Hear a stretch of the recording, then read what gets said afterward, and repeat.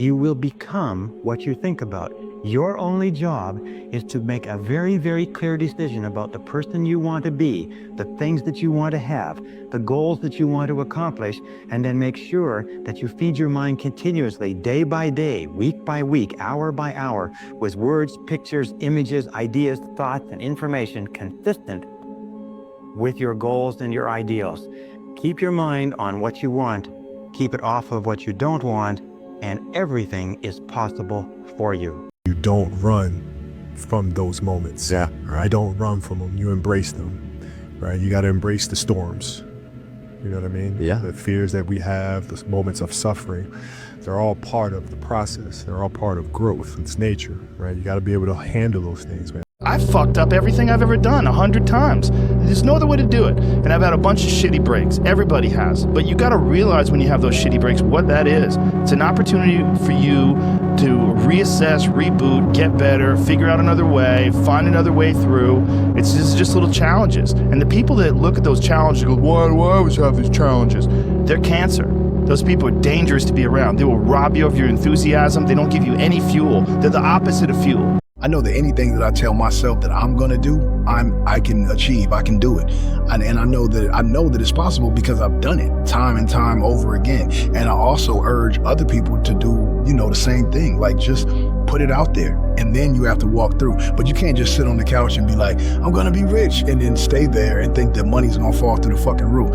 It doesn't really work like that.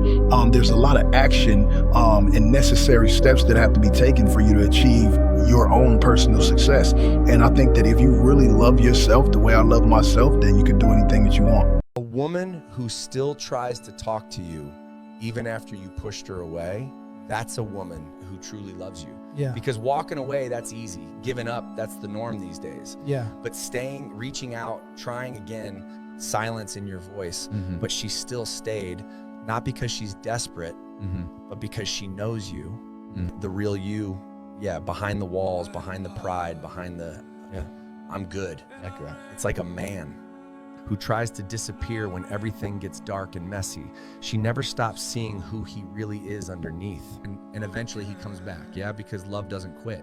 Yeah. So if there's a woman who still tries, still texts with no reply, still shows up even when you push her away, don't take that for granted, because real love isn't perfect. You have to be very, very careful with people who have lost parents, siblings, or children, and let me explain clearly why. When someone goes through that level of pain, they start seeing life completely different from how they once truly did. They don't tolerate fake energy anymore, and they don't play about their peace because they've already buried pieces of themselves. Losing someone that close shifts something deep inside, and the person they used to be doesn't really fully exist anymore. They move differently, love differently, and even the way they smile carries a weight most people truly won't understand. They value real connections more because they understand how quickly everything can be taken away from them. Time passes, but that kind of loss never fully leaves, and it becomes something they silently carry every single day. That's why they protect their energy harder, because they know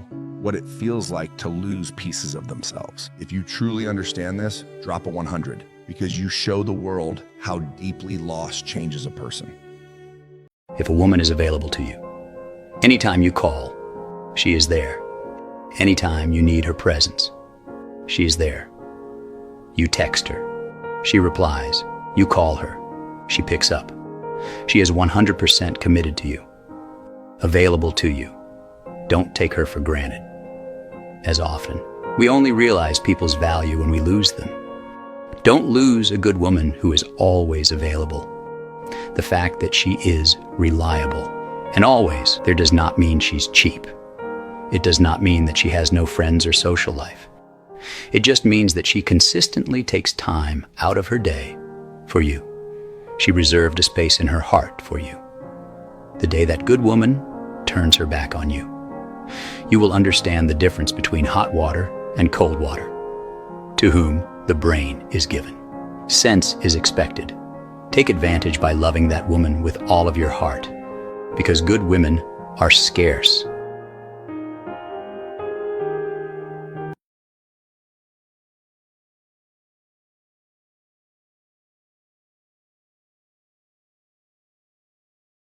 If you know someone who uses the phrase, "it is what it is," trust me, they are dangerous. They've mastered the art of acceptance and refuse to let anything beyond their control to affect them. So if you try to manipulate or threaten to leave their life, think again. They do not care. You can walk out of their life, and they'll even open the door for you. And the best part, when someone asks them if they're okay because you left them, they'll simply use that magical phrase, "it is what it is." They won't chase after you or beg you to stay. They've learned that life goes on no matter what. This attitude makes them strong, resilient. It's not that they don't have feelings, they just prioritize their peace. So if you think you can break them or make them feel small, you're in for a surprise. They've seen it all, and they're still standing tall. You leaving won't shake their world. Remember, they've mastered the phrase and the mindset behind it. It is what it is, and they're perfectly okay with that. Drop 100 if you agree with me and pass this to someone who needs it. God bless you.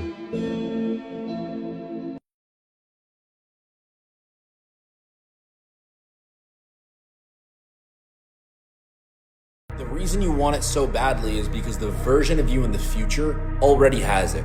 Someone also said God would not put things in your mind if he didn't think you could achieve them.